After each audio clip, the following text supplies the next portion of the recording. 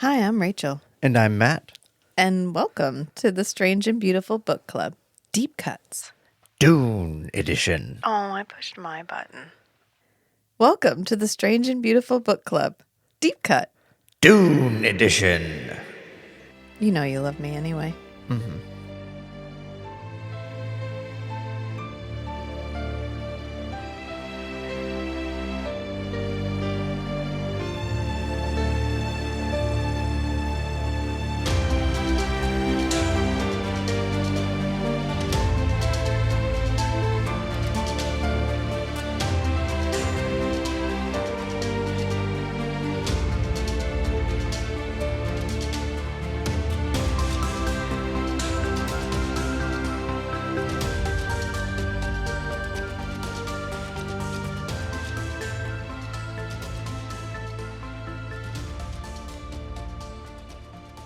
I hope everybody else Absolutely. loves me anyway, too. I am who I am. So this week, we get to talk about a story. And this is a story where a boy is found, and we believe he's the chosen one.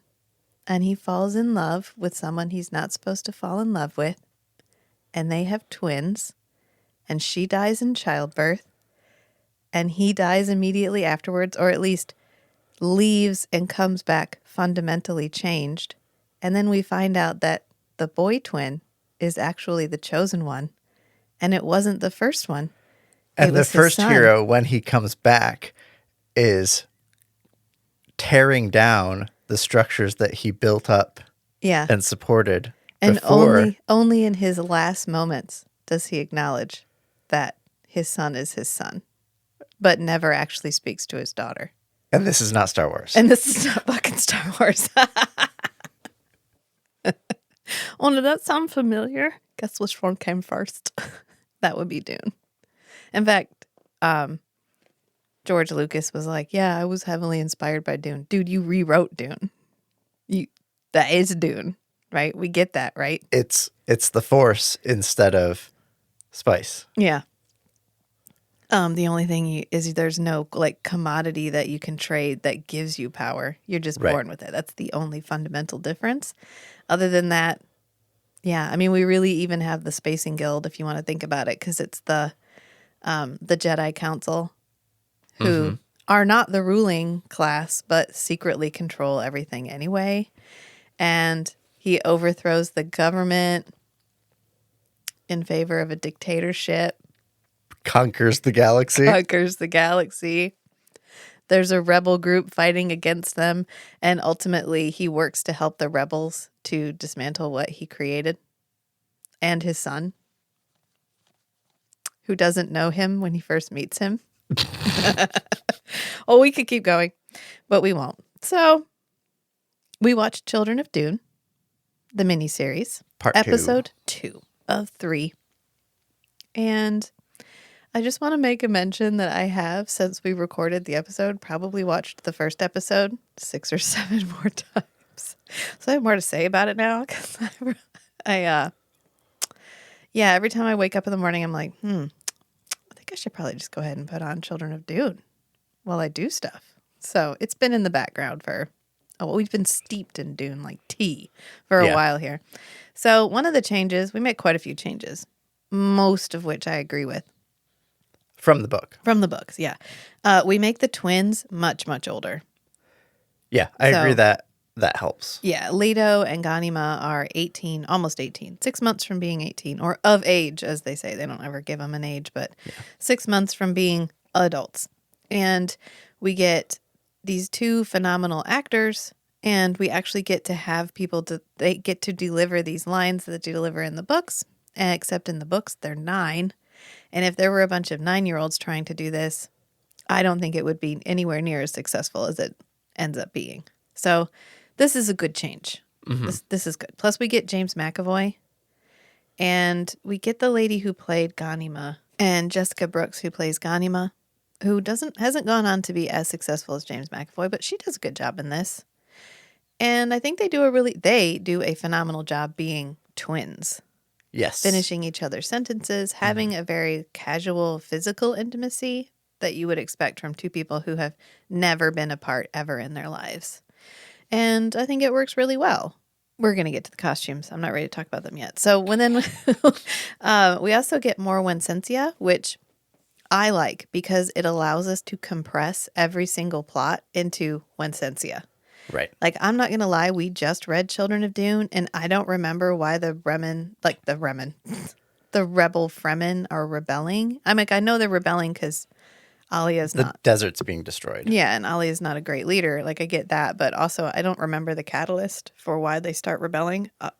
It's like buried in the layers of just.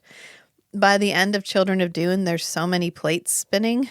It's like I don't fucking know anymore. Like, I'm enjoying what I'm reading, but I've checked out of like cause and effect here.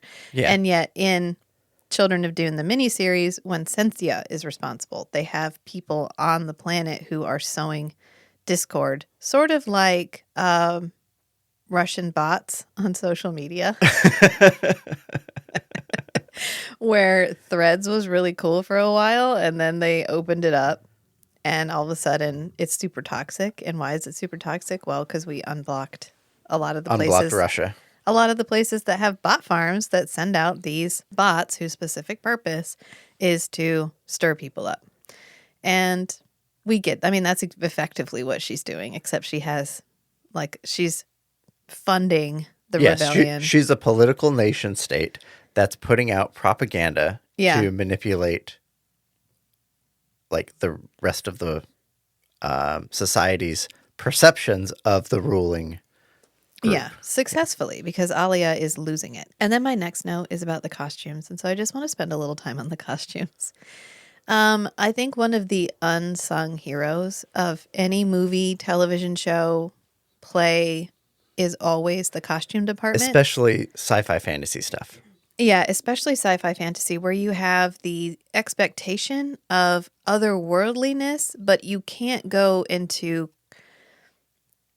how can I describe this? Like Robbie the Robot. Like, you can't go full nuclear retro futurism. You have to strike this futuristic yet not attainable, but attractive. I'm not sure how to put that. Like, there's a fine art to sci-fi costuming is what I'm saying.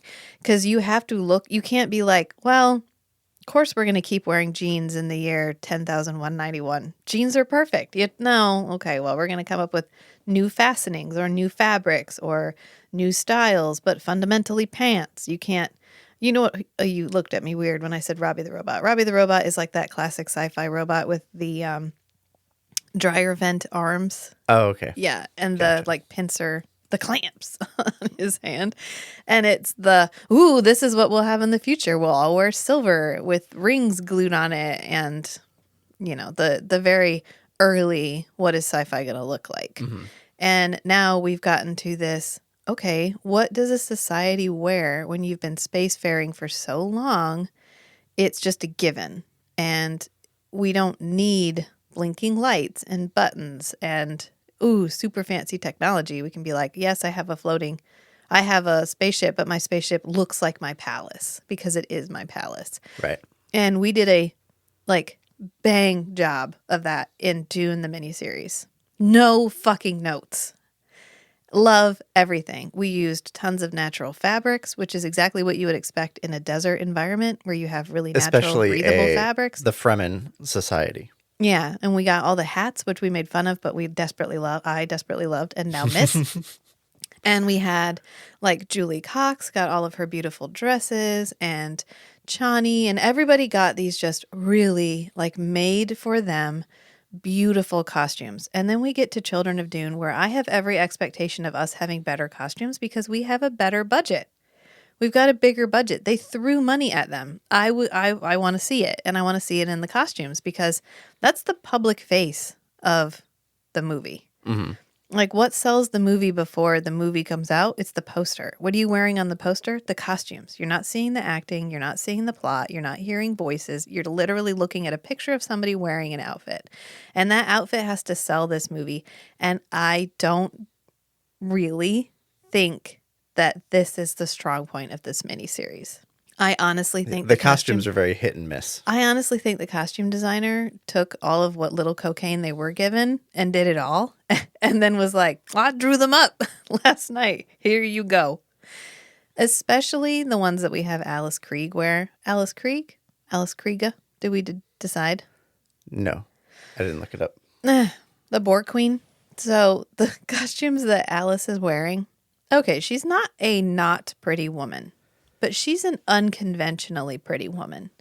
She kind of reminds me of Charlize Theron, where Charlize Theron is beautiful, but in the right context, Charlize Theron can rough up real well. Right. Yeah, like in Monster, where you're like, holy shit, is that Charlize? And then she can be absolutely stunningly beautiful. She can be both. Alice is the same way, except you need someone who knows how to dress her, and they had no fucking clue. Like, first of all, she's phoning it in. Right. She is This is a made-for-TV miniseries. Yeah. And she's a world-class actress. They wanted her name on the list. And so she shows up for the paycheck. Yeah, that's what it feels like. It's like they took the costume designs for the previously cast actress for Lady Jessica. Yeah. And we're like, she can wear the same stuff. And we have some costumes left over that we didn't use in the first series. But they're not styled for her. Well, that would imply that they were using the same costume designer. I'm not sure if they are or not, but Well, I mean, they may still be using some of the same stuff. No, she's just so all over the place. I feel like in the first miniseries, we really gave everybody kind of a theme. Mm-hmm. Everybody sort of had costumes that felt like that's their style and that's what they wear. Right. And we don't do that in this one. And we really have to in a world as complex as Frank Herbert's Dune universe. Right. Because there's so many like distinct players that are part of their own culture. They are their own separate culture, so they have their own style of clothing, and so everybody needs like costumes that feel sufficiently distinct. Yeah. Yes, they do. And there's that moment where Jessica walks off. So she's finally come back to Caladan, which in my notes, Arrakis. To Arrakis. We will get my TED Talk on how Jessica is the main villain of the entire series, but we're not there yet. She comes back to Arrakis, and we get this like beautiful, Brian Tyler is giving us this swell of music, Jessica's theme of her coming back and her triumphant return to Arrakis. And apparently Alice Krieg doesn't know how to walk down a ramp with any sort of, she like stumbles down this fucking ramp. I need you to walk down this ramp like the queen you are. This is low-hanging fruit for you. Mm-hmm. You should be able to walk down this ramp. Okay? I mean, this is on also the director a little bit. If you know she can't walk down this ramp, you frame the shot differently. Don't show me her feet, okay? Show me waist up of her walking down this ramp. That's not hard. Just face on. And then she is wearing this super fitted white dress, which is not helping her walk at all because she can't take a full step. Right. And she has this weird black and white fur muff thing that she's wearing around her neck. And then she has like a plastic salad bowl on her head. What the fuck is happening in this scene? I was like... Right. This is supposed to be the grand return of the queen. The mother of the emperor. Yeah.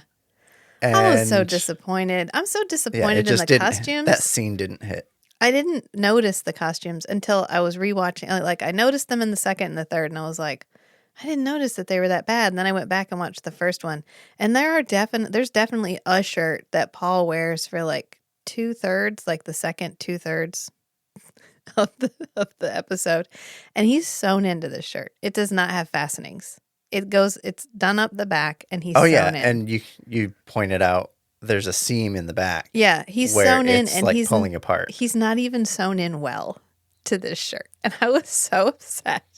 And like, it doesn't change how I feel about the actors or the story or any of it. I still enjoy it. I still enjoy what's happening. I still enjoy all of the changes.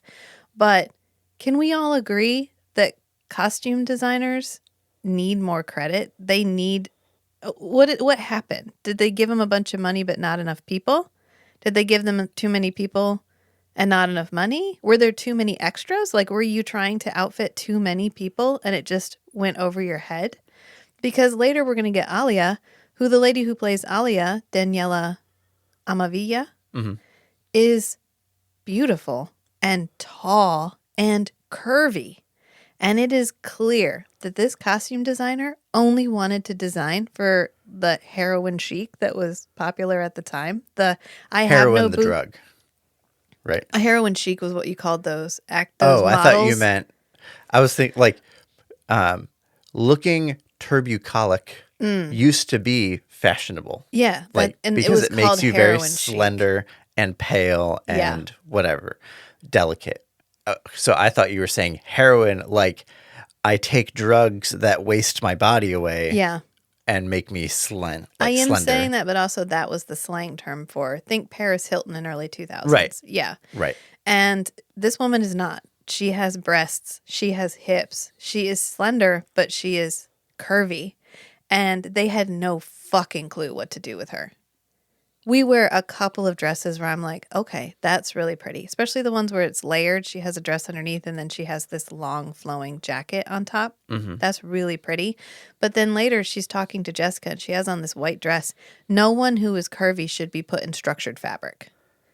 Ever, ever, ever, ever, ever. It makes her look like she's wearing a white box. And it makes her look dumpy. And she is not by any stretch of the imagination. In addition, the camera is like below her hip height. They're filming Alice. They're not Yes. filming Daniela. They're filming Alice, and it's bitterly obvious. Yeah. And Alia should be the star of this show, and it just makes me hate Jessica more, which is that's even possible. And then later, Alia gets like a blouse pantsuit combination, which is the biggest fucking cop-out for a costume designer when you have when you have someone who is not a size 0. You put them in a blouse and pants. And that's what Alia fucking gets, is like a blouse and pants. No, no, no. She is the empress of the universe. I need this woman to look like the empress of the universe. You want to put her in pants? That's fine. I have no specific objection to the pants. It's the I fucking phoned it in costume design that we give Alia. And I was so upset with it. She should have dresses that highlight all of her curves. She should have tons of fabric. She should have regal looking dresses. We get one outfit where I'm like, okay, you are the religious leader of an empire, maybe. And it's the one where she kind of looks like knockoff Cleopatra. And that's towards the end. Yeah. In the scene where Jessica gets almost gets assassinated. And like that one's okay. It's fine. The collar had some construction issues because it's not even. It's different sizes on both sides. This is just me being super nitpicky because I like fabric and costume design and sewing and all of those things. And then that is something that jumps out to me. It probably didn't even occur to you. I noticed a couple of her costumes were like, that's not flattering at all. No, and there's like one where she's opposite. got this metallic fabric, and this metallic fabric looks like tinfoil. It is so thin, and they tried to structure it around her breasts, and it completely didn't work. This woman has boobs. Give her straps so she can wear a bra. Yeah, she wears all these strapless things. Everything is strapless, and so she's wearing this strapless silver Nobody dress. else is wearing strapless stuff. Which looks like it's tinfoil, so it is completely not holding them in any kind of a place at all. And then they put a cape on it, so they add all of this extra weight on this already filmy fabric. So it's filmy fabric in the front, not structured, not well fitted to her. And then we put a cape on the back, which is completely pulling it out. And there's a scene where she has to stalk back and forth and she holds her dress up. She does this thing where she like tucks her hand underneath her cape and she like holds directly under her boobs and she plays it off like I'm pacing. I have my hands on my hips, but she's holding her dress up. And then there's another scene where James McAvoy is wearing like a shirt, pants, and then he's wearing this cape / cloak thing. And he has to hold the cloak back because it's so ill-fitting. And so he's got his hands like awkwardly wrapped around the edges of the cloak. I should never see an actor interact with a costume in a way that they wouldn't normally interact with this costume. They can flick this costume around. They can do dramatic things with it, but they should never have to hold it up or hold it out of their way. That is just poor costume design. And thank you for coming to my TED Talk. We will now move on to the rest of this show. Maybe. You know what we didn't phone in? The jewelry. Susan Sarandon. Yes. We didn't phone Susan. There is one costume that Susan Sarandon wears where she has this gold pentagon thing directly in the middle of her chest. Mm-hmm. And yeah, I noticed that. It's off center. And the way they constructed it, they tried to, it looks to me like it's like a peekaboo window. It's a peekaboo window, but what they did was like sew the front and the back, and then they sewed them together and turned the whole thing so it would have no raw edges. Mm-hmm. But it ends up uncentered and uneven and thick because of the way they did it. So it sits really oddly over her chest. Yeah. Yeah. They went for the look rather than how that construction was going to work with the actor's body. Right. Yeah. I'd say that's a good summary. Yeah. Is they went for the aesthetic rather than all. I don't know. You don't have to compromise on the aesthetic, but you complete the aesthetic by applying that aesthetic to the actor that's going to wear it. Right. It's like Julie Cox. We get her in her like satin fit dress in the first episode, which looks beautiful. And then I think what they're trying to do is age her up in the next one. And because time has passed, 18 years have passed, 20 years have passed.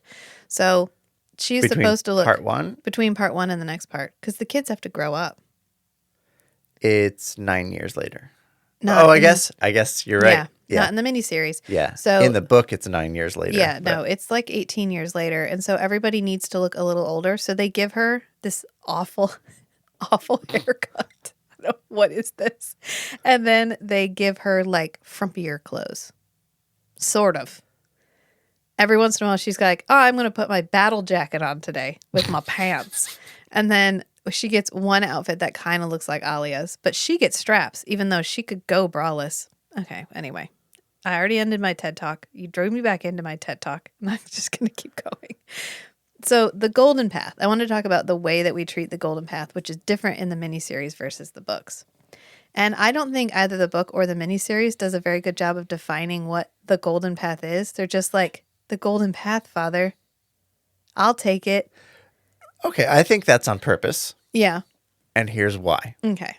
The whole idea of when you're world building, you give hints at things that exist in your world that the reader or viewer fills in themselves. Okay.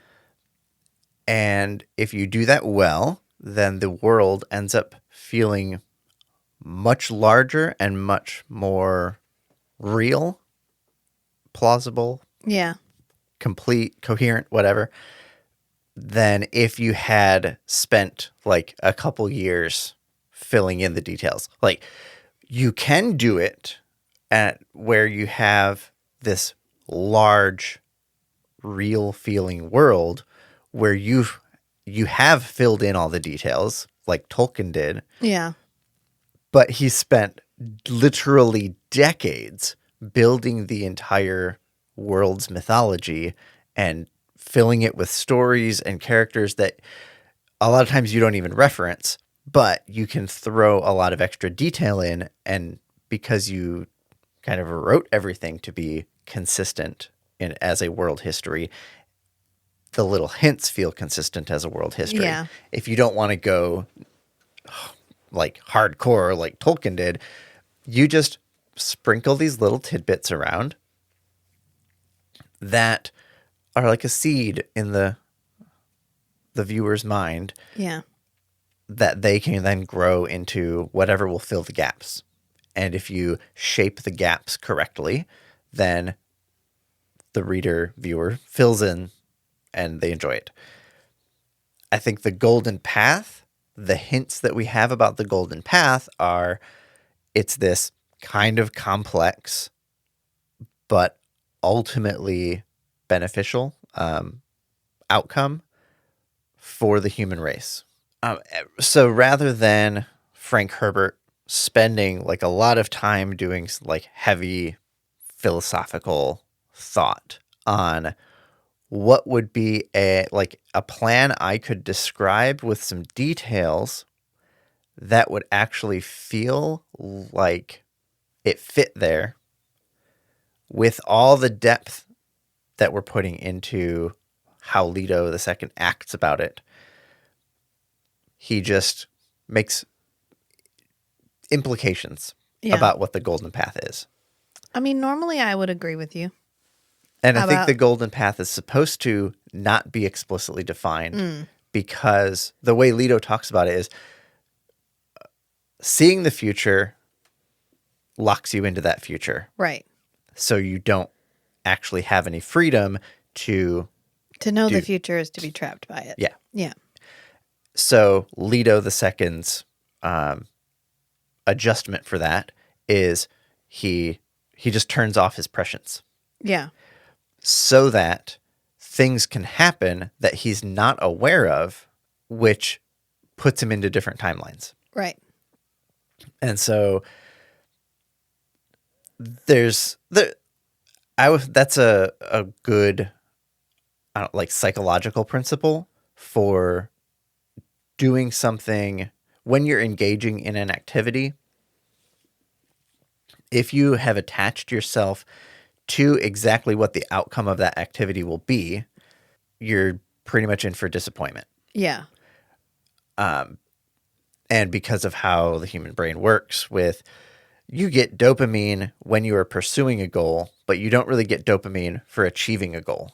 Once you've achieved the goal, you're not pursuing anything anymore. And once you're not pursuing anything, your dopamine drops. Right. So pursuing a goal feels good. Achieving a goal does not. But the way things are explained to us in modern Western culture, you set goals and achieve them, and that's success. Yeah. But it feels ultimately disappointing because that's not how your brain works.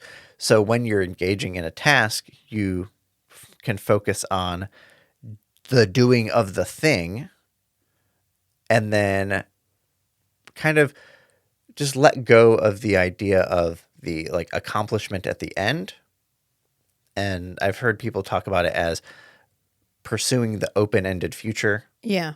Where you assume that the thing you are doing will produce a desirable outcome, but you just get kind of hand-wavy about what that exact outcome will be. Right. And that's a more psychologically healthy way to try to do things. Yeah. So I think that's kind of what Leto's doing is he has some guidelines about how things need to go.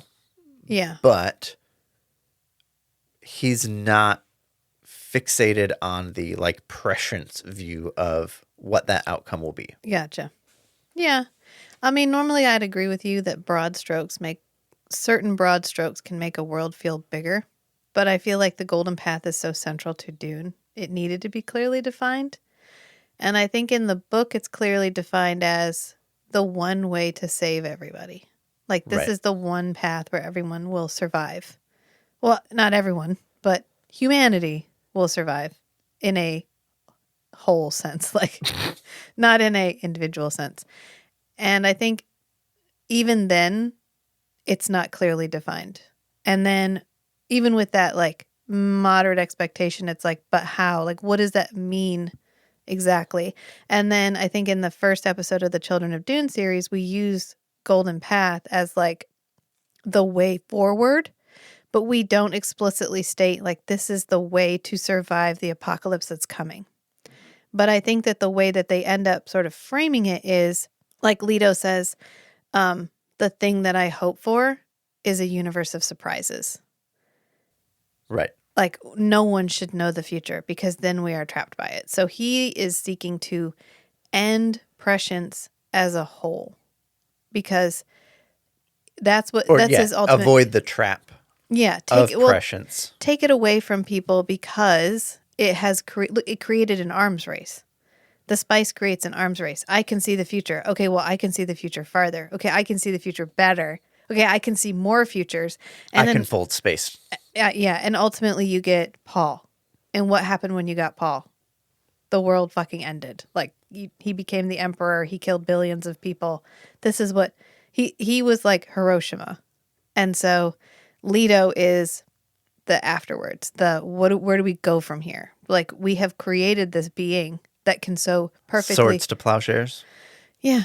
That can so perfectly predict the future that he didn't even need eyes. He could just walk through the future without even having to use his own vision because it was so clear to him. Right. And so set in stone because he had spent so much time in the future.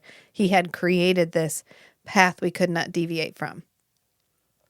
And it, in both senses of could not deviate from, we can't deviate from it because that will change the final outcome. Yeah. But we can't deviate from it because we've actually removed our ability to deviate from it because we've locked ourselves in so tightly. Right. And I think I like the miniseries adaptation version of the Golden Path better because I think the ending to the Children of Dune book was really unsatisfying. It was like, okay, my dad was a dictator, so I made myself a god, which was not what Paul was going for. Paul was like... Right. It was like, my dad was a ruler who everyone thought was a god. I'm actually going to be one. Yeah. Yeah. Yeah, I'm actually going to do what he wanted to do, but I'm going to do it better because I'm now a deity. I am Shai Hulud. And this version is we don't even talk about, are we going to end the thing and bring back the desert? We don't come up with that solution. It's sort of like, I'm going to free the world from the trap of knowing your future so that everyone can be free. Because Paul did such a good job, he popularized the idea of knowing your future. So then we get like the Dune Tarot, which we didn't mention, but we actually see in the first episode because Gaius Helen Mohiam is using the Dune Tarot when she's sitting in her cell. Mm-hmm. And so everybody has a way of seeing their future, which means they have a way of being trapped by the thing they predict. And so he wants to do away with that. We don't really talk about how, but I think it's fine. It's sort of like maybe a blend of the two where Paul is going to allow, in the books, in the books, Leto is going to allow the worms to die out for a period of time to change the way we interact with the spice and then bring them back. And maybe that's exactly what he's going to do, but his goal, I like his goal better. It's not... That way I can completely control the evolution of humanity and I can create a better humans based on what I think humanity should be. It's more like, no, I'm going to free humanity by removing this thing that is making us inhuman. So I saw a lot of complaints online. That's why I wanted to address it, where it was like, that's not what the Golden Path is, or why did it end hopeful? Paul, like, Dune doesn't end hopeful. And I'm like, it's okay for a show to end happy. Like, it doesn't end happy. It ends bittersweet. But even Children of Dune isn't even bittersweet. It's just all bitter. And so when we ended it with like okay, he didn't become the God Emperor. He became this wild creature that will change the way we interact with the spice, not by being an emperor, but by just being this wild desert demon. Oh, okay, cool. I kind of like that a lot better. We're not there yet because that's the next episode, but I just wanted to like have a discussion about the Golden Path before we move forward because it's such a big deal in the miniseries. It's a big deal in the books, kind of, but there's so much other chaff. I feel like it gets lost. And then we cut all that, so we have to focus on the Golden Path because we got rid of all of the machinations that distract us from the Golden Path. And you made a good point when we were watching it, which is there's no nudity in this. Yep. Yeah. I kind of miss it. Like, I miss the Dune miniseries, like, no gods, no rules. We do what we want. And we Right. were... When Syfy was a cable channel. Yeah. Rather than on any, like, over-the-air channels. I was trying to articulate this to you before about there's this... It's like a Wild Wild West feeling when they literally threw a couple of $1 million at this dude and were like, make Dune. And he was like, fuck yeah. And he wrote this phenomenal adaptation of Dune. He'd only ever done music videos, so he was absolutely flying by the seat of his pants to make all this stuff. And I saw so many complaints that were like, thank God they're not using those awful painted backgrounds. Or like, thank God we found... You know what? This is something that bothers me a lot, which is people will not interact with these older TV shows and movies because of the effects. They're like, we will accept any amount, well, not any amount, but a certain amount of dated practical effects. But as soon as we get dated CG, everyone's like, oh God, the CG is terrible. The CG is 20 years old, y'all. They're doing their best. Calm down. Do you know how expensive this shit was in 2003? It won an award for its effects. Children of Dune won an award. Emmy that it won was for visual effects. Right. Calm the fuck down, okay? It happens. These things age. This is the discussion that was had in 1999 when Star Wars Episode 1 came out, and it was so CG reliant, was how well is this going to age? Well, spoiler alert, not fucking great. But you just gotta squint a little and get through it. The story is the point. The story is the point. The story is the point. It is not the special effects. I get it. I just had a 30-minute rant about costumes. There are things about a way a movie looks that bother me. Does it make me not like the movie? No. Will I watch this miniseries again? Yes. Will I just grin and bear the costumes because the story is the point? Yes. Matt did his eyebrow raise, which means he agrees with me, so I'm going to move on. Okay. I do like... Okay, so I read an article today about how they're going to change Irulan in the second part of the Dune that's coming out. The Villeneuve's Dune. Oh, yeah, I saw that post. So first of all, don't fucking come at my Dune miniseries and talk about how they didn't do Irulan well. Don't do that in front of me. Rude. I completely support changing Irulan. I got into a debate with somebody on Instagram about an adaptation because I was talking about The Shining, because I don't think The Shining is a good adaptation. And they were like, well, it can't be like a carbon copy, which is true. It shouldn't be. I am not asking it to be. I am asking it to be. If you're going to adapt it, you either need to give me the way I felt about the book or you got to make it better. Don't take it and... Okay, anyway. So I think we can all agree Frank fumbles his female characters.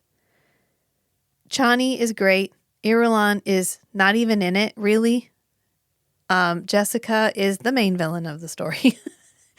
But Irulan absolutely gets short shrift. She absolutely is not in it as much as she should be, considering her role in all of the plots. Right. And when they put her in the Dune miniseries and they expanded her role, it was like chef's kiss, pitch perfect, exactly what we needed. I don't have any problem with them expanding Irulan's role in Dune Part 2. I just hope they don't hand her a sword and put her on the battlefield.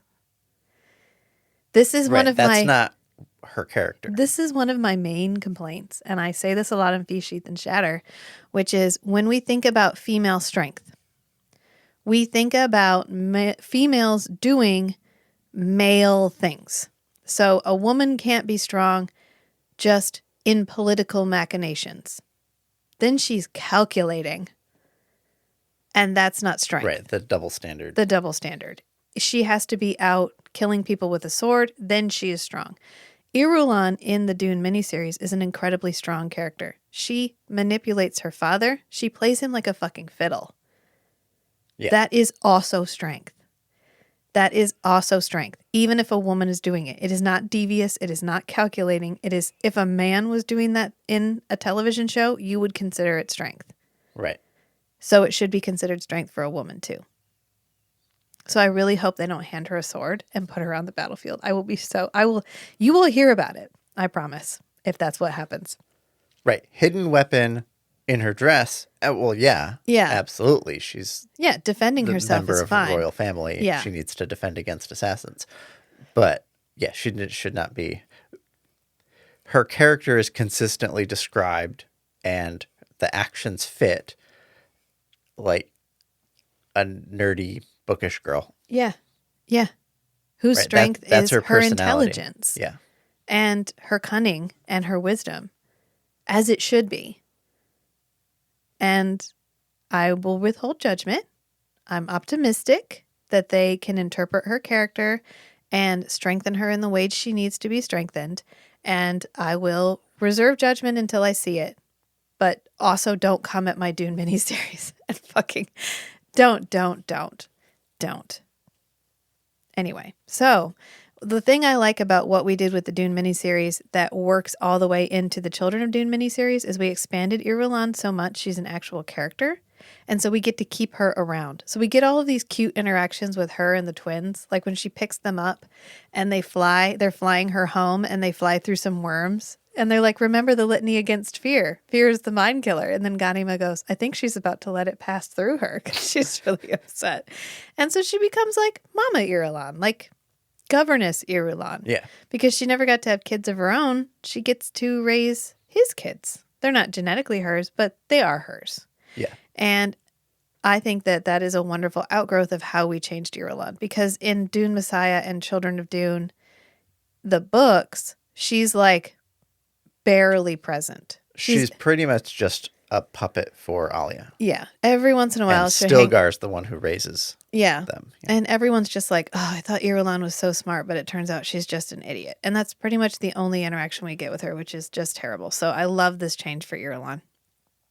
One of the criticisms I saw online that I wanted to mention also was that Susan Sarandon, who is having the time of her life. She's having so much fun. Susan Sarandon and Alice Krige overshadow all the younger actors. According to this thing that the one of the like reviews that I read online, and I have to say that I heartily disagree. I think Susan Sarandon's having a great time. And I think Alice Krige is phoning it in. I don't think that there's that scene where she gets picked up by the Fremen in the throne room and she turns around and she yells at Alia and she yells like, I don't remember, something really dramatic, but her face is the exact same face she is always making. Does she have facial expressions? I assume so. She has serious and mildly frightened. And I don't think she has anything in between. Maybe smiling. No, like a bemused smile. Yeah, maybe that's it. She's got like bemused smile is sort of resting face. And then mildly concerned is I'm really acting face. And I was just like, no, come on. Just fucking show up, okay? Spend some time, have an energy drink. And when you scream, your face should move. Like, fucking please. Right. So she delivered the line just louder. Yeah. I think the standout actors in this are the lady who plays Alia, Daniela Amavilla, Alec Newman, even though he comes back and he has to work through these prosthetics. We're going to get there. And then James McAvoy, of course, is stellar. And we didn't like Stilgar as much. Right. And I think it comes down to he's a little too like clean cut. Yeah. Appearance-wise, and he has a British accent.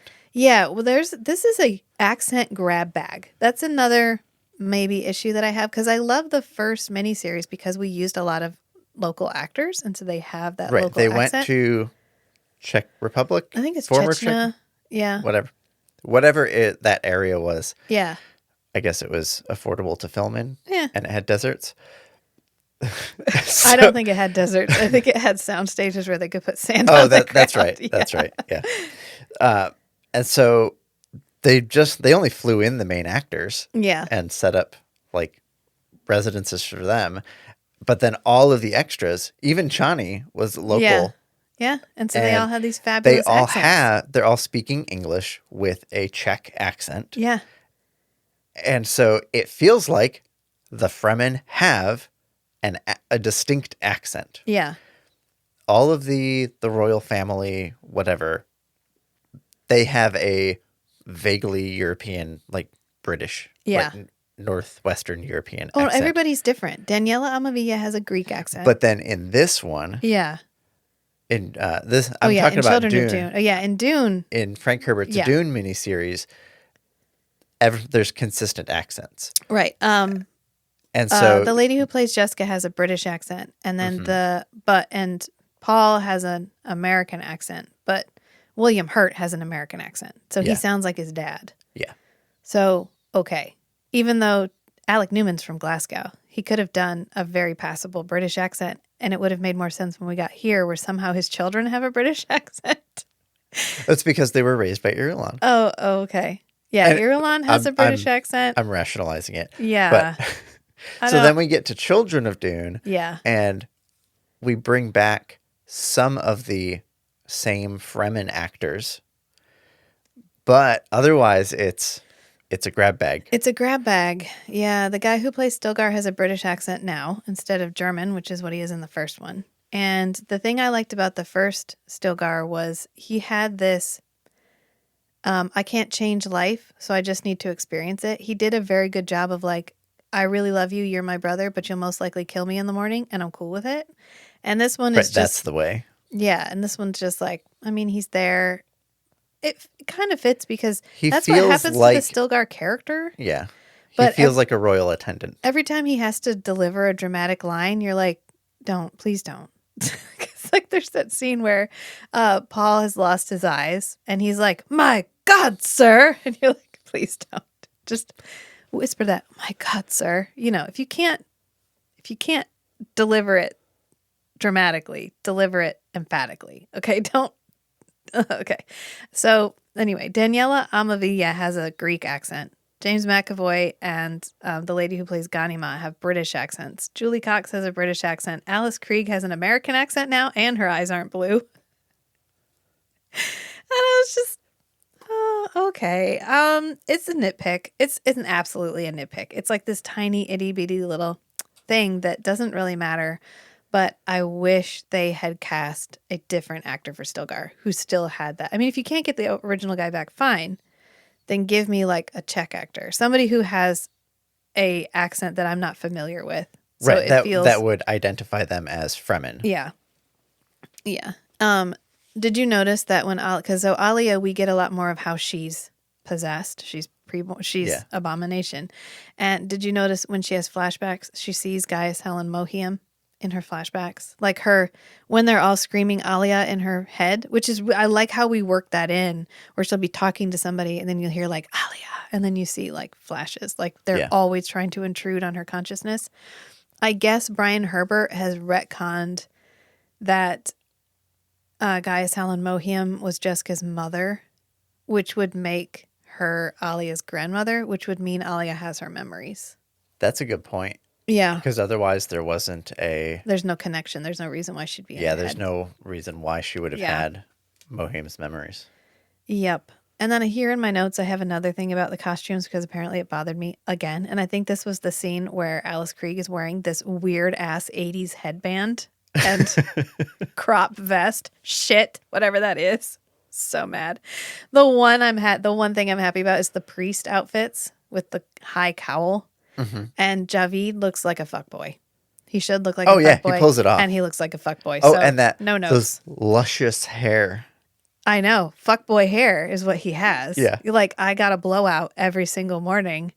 Fuckboy hair. Yeah. And he should, and he does. And I have no notes.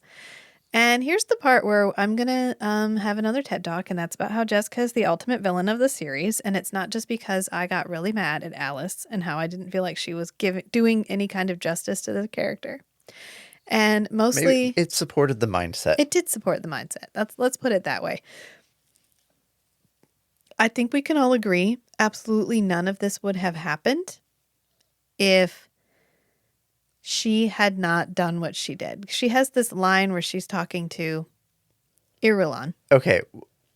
She did a lot of shit. Okay. Which specific thing? Oh, no, I'm getting there. Should she have not done? I'm getting there. So she's talking to Irulan and she's like, I should not have left here. Oh no, she's talking. Yeah, she's talking to Irulan, and she's like, "This planet took both of the men we love, or whatever." And oh, yeah, she says that right.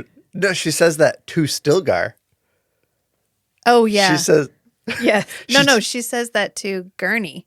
that's what Gurney, I meant. who has a crush on her. Yes. Yeah, Yeah. This planet took both of the men I love, yeah. which is not you, Gurney. Which is not you, Gurney. It's never going to happen. It's never Let it gonna go, fucking Gurney. happen, Gurney. So Jessica had Paul. She wasn't supposed to have Paul, and she had Paul, which in and of itself would have just been like a slap on the wrist. Like, no, girl, you were supposed to have a girl, but you had a boy. But then she goes to Arrakis, and at first you can kind of understand her motivation for, I am trying to save the life of my son. And in order to do that, I'm going to cash in my Bene Gesserit prophecy chips. And I'm going to make him the Messiah. And then I guess in order to like follow up with that, I'm going to have to become like a Reverend Mother.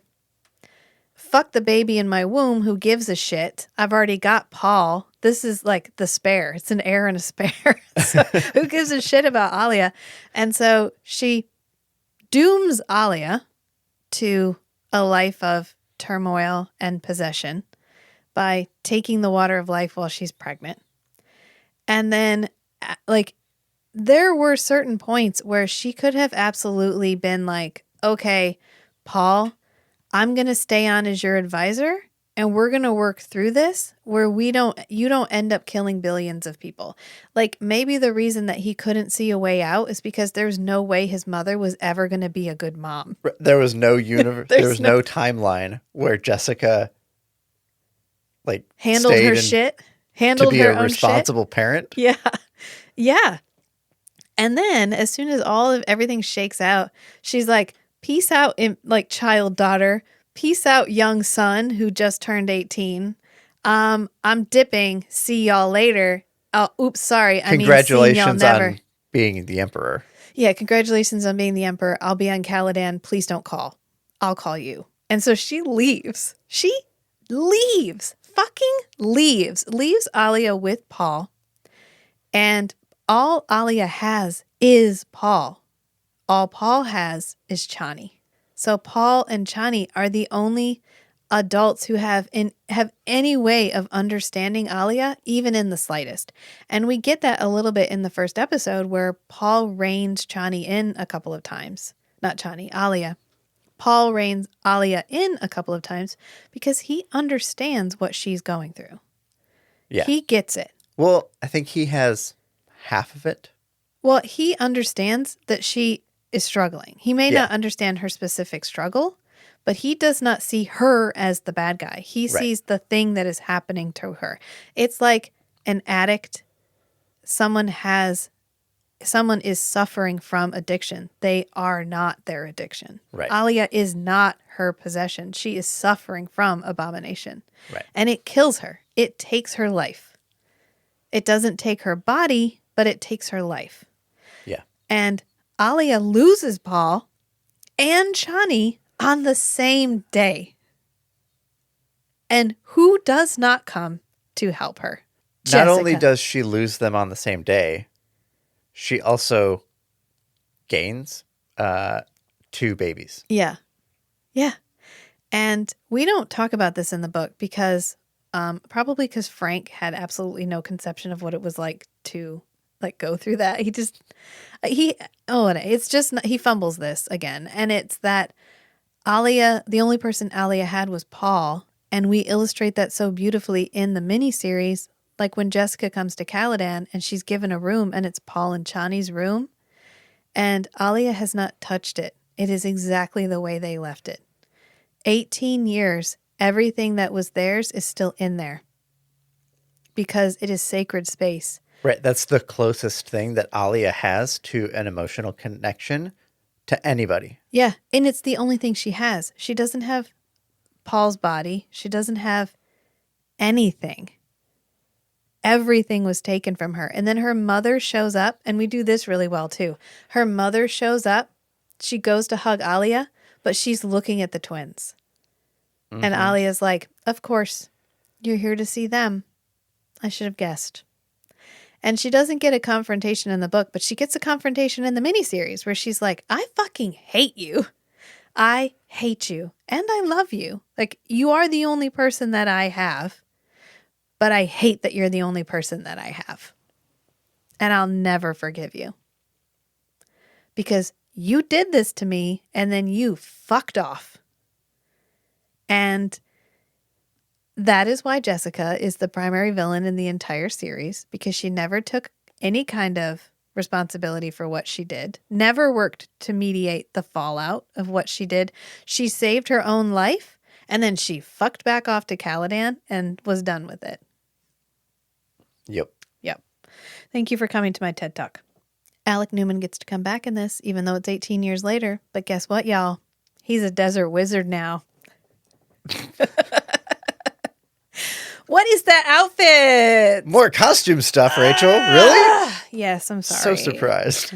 Are you? You shouldn't be. No. He rocks it as much as he possibly can. Mm-hmm. He acts through his costume because he has this weird... What the heck? This guy is blind and you give him a robe that is so long it drags on the ground behind him? No, thank you. What the fuck is this?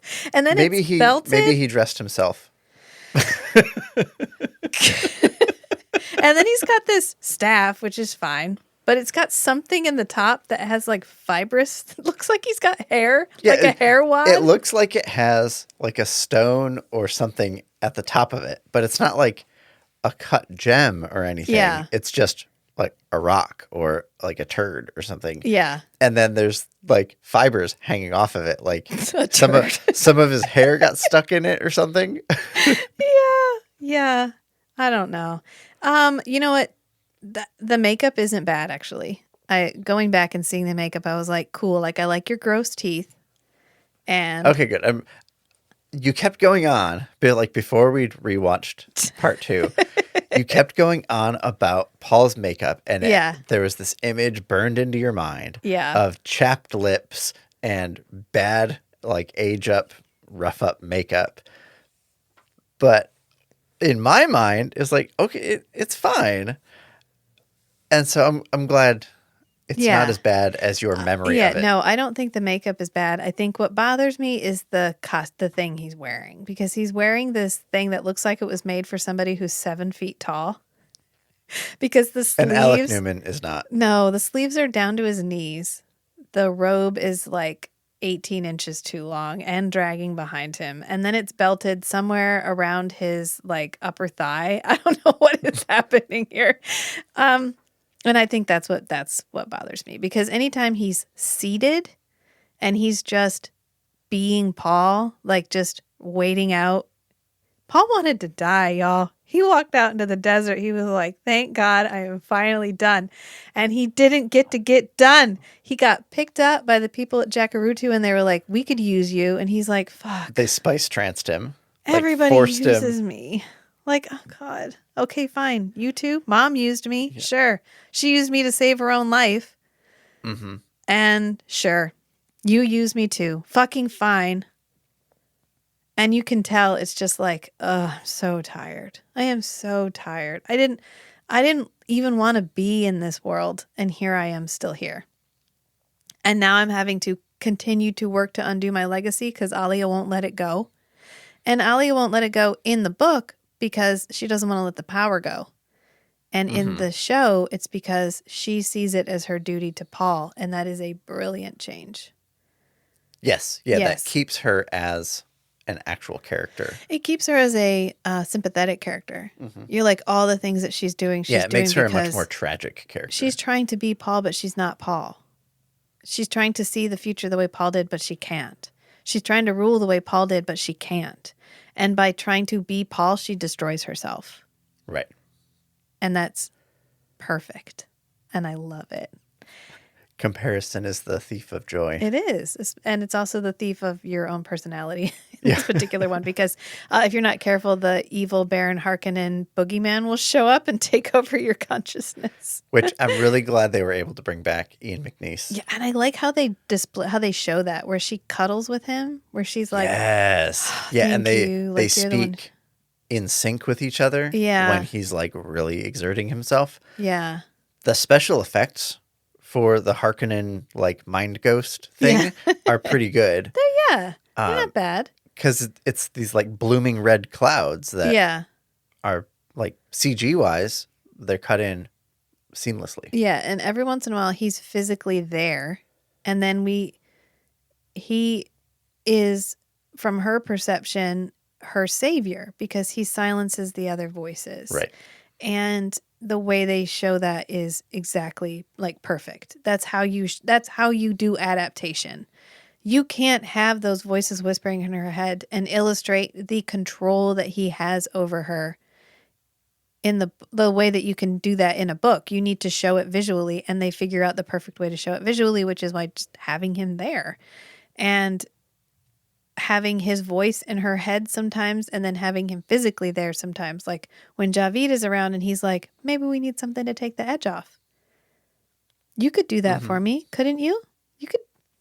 How about that beautiful boy? Let's bring that beautiful boy in. And it's perfect. Like it's so good. And this is how you do adaptation. This is how you do adaptation. You don't need to do 1-to-1. Like I know when I was having that debate online, someone was like, well, everybody hated The Lord of the Rings when it came out because they left so much out. And I'm like, yeah, of course they left so much out. It's like so much fucking bigger. You know what a good adaptation does? It goes, ooh, I need to find the book and read it. Yeah. Yeah. I didn't want everything in The Lord of the Rings. I didn't want Tom Bombadil. Tom Bombadil is not a great section. Right. He drags down the pace of the book. And I'm fine with it in the book. But if you put that in a movie, I'd be like, oh, fucking Tom Bombadil, great. You know, it's like Bajaz. If we had all of Bajaz's dialogue, it would have felt like stab me in the eye. Yeah. But in a book, I loved every time he opened his mouth. But I have different expectations for a book, and I should. I like how we changed the garden in the palace. Because when in the Dune miniseries, it's a bunch of like dew collectors and some potted plants. Yes. And then we come back and it's a fucking forest. It's a forest glade in the middle of the palace. And this also lends credence to my Jessica is the main villain of the series, because she comes in and she's like, oh, like I'm shocked that it's still here. And Irulan's like, well, yeah, you promised the Shadow Mapes that this would always be here for the people. And Paul always honored your promises, because she left Paul too. She left everyone, and they all held a torch for her long after she left because they had no one else. And she did not care at all. She just went back to Caladan to live her life because it was too hard to be in the place where her husband died. Well, okay, and in that process, you lost your daughter and your son and your grandchildren. Like it was hard for Paul to be in the same place where his dad died. Oh, yeah, like that? Yeah. Yeah. Oh, did you think about that, Jessica? No, you only think about your fucking self. Sorry. And there was a role for her in the fabric of how the Atreides dukedom acted. Ultimately, Jessica sacrifices nothing. Nothing. She loses her husband because of the choice that she made. But every other choice, every other thing that happens is because she left. What does she give up, Jessica? I was thinking, I think a lot of the stuff, the same stuff, like galaxy-wise, would have happened the same.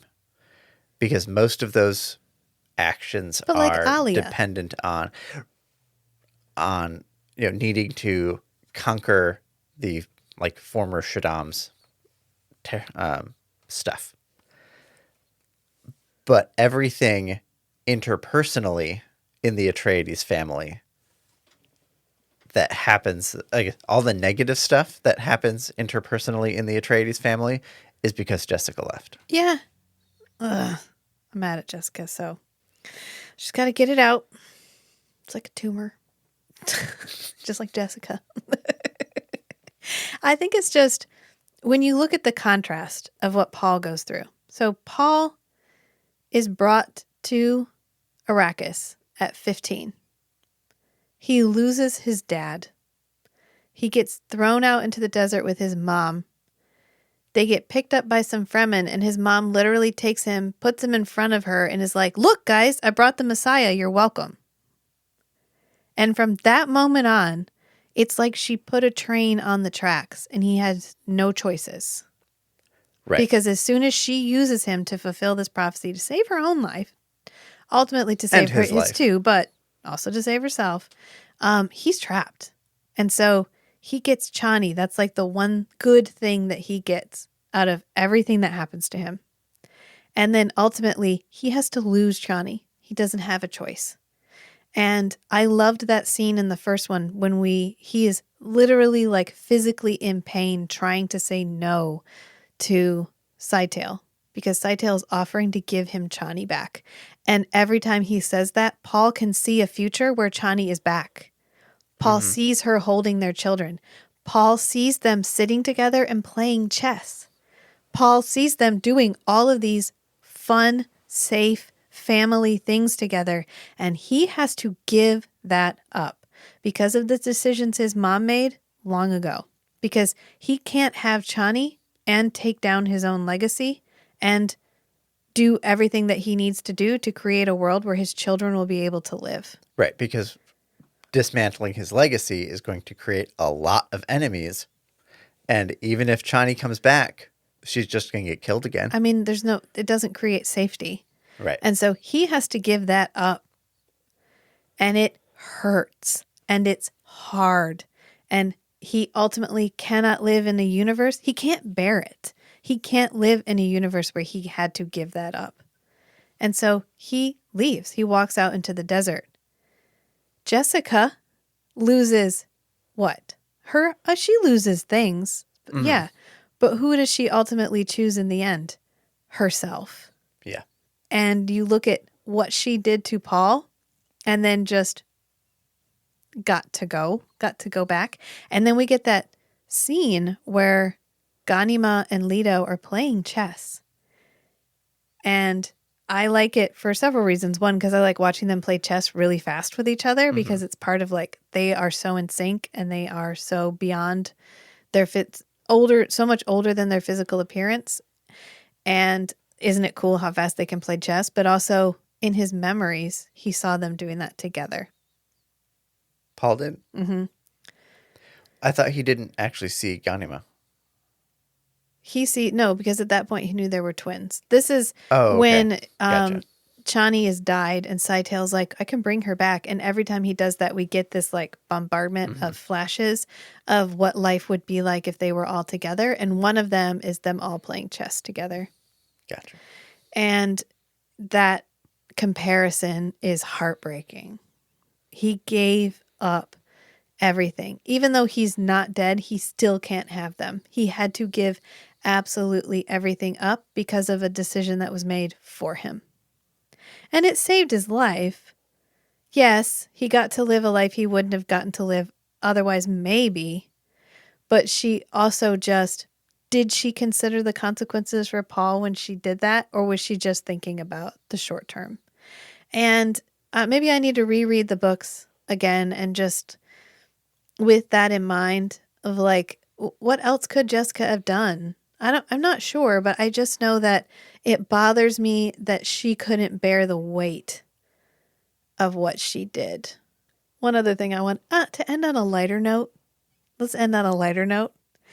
It's hysterical how many people sneak around the city wearing cloaks with their hoods up. I feel like it's hard? I feel like it's that scene from Good Omens when they're sitting on the bench. And every time they sit on the bench and read a newspaper, like one time a Russian guy sits next to him and he's like trying to say a code word. And Crowley's like, oh, you want this prime minister? He's over on that bench. And he goes over to sit on that bench. And they talk about how the ducks are actually connoisseurs because so many foreign nationals come and feed the ducks that like they prefer the brown bread fed by the Russians or whatever. And it reminded me of that because Paul sneaks around with his hood up. Alia sneaks around with her hood up. Duncan sneaks around with his hood up. Leto and Ganima sneak around with their hoods up. Jessica sneaks around with her hood up. Everybody But he's just, I mean, if you are on the streets of Arrakeen and you see someone with their hood up, they're probably a member of the royal family. Just go ahead and make that assumption. Well, I think everybody does to keep sand out of your face. And that's why it's a good anonymous disguise. Ooh. Okay, I'm sorry. I said I was going to end on a lighter note, but I'm not, because I want to talk about the still suits. And this is one of the few complaints that I feel is legitimate, which is these still suits look like shit. They look like a turtleneck and pants and a like respirator mask. Yeah, it's like just loose fitting. It's like sweatpants. I mean, come on. We bought the other ones on like cocaine and $10,000. You couldn't drag those out of storage to look like NASCAR suits. And the argument is this is like 18 years into, there's actual moisture in the atmosphere. There's clouds. We don't the still need suits still are suits. unnecessary. Yeah, the still suits are now, they're like Walmart still suits. Like before, we were all like wearing handcrafted Fremen still suits that were made in the siege. And they were made to like keep water loss down to like a bare minimum. And now they're effectively just like cooling suits. They don't need to. It's a social signaling mechanism too. Yeah. I mean, in the book, they wear fake ones. And but they look like the old ones. Yeah. The mask bothers me because it's like hooks that go around their ears. And it's just this weird little respirator mask. And there's no hood. I don't know. I was just like, hard pass. That's not great. And they're not connected in a meaningful way to the rest of the suit. There's like a tube. And then they have to keep dealing with them. Like the actors have to keep dealing with them because they hang weird. And so they have to keep like tucking them into their waistband to get them out of the way. I don't know. Anyway, I'm just going to leave it there. I do want to point out that I love this miniseries. I think if you've listened to us at all, you know that the way that we love things is by knowing the truth of a thing. If I can't love a thing and ignore the problems, I have to accept the whole thing. And then that's a more meaningful way of interacting with it for me. So the criticisms are both valid but nitpicky because I love this miniseries. And I'm super excited about watching the next one and then probably going back and rewatching them all again because poor Matt has been subject to them like 4 times already. So it's all good. So I guess we'll leave it there until the next time. So remember, sometimes the strangest things are the most beautiful too. So be who you are and love what you love. Until next time, friends. Bye. Bye.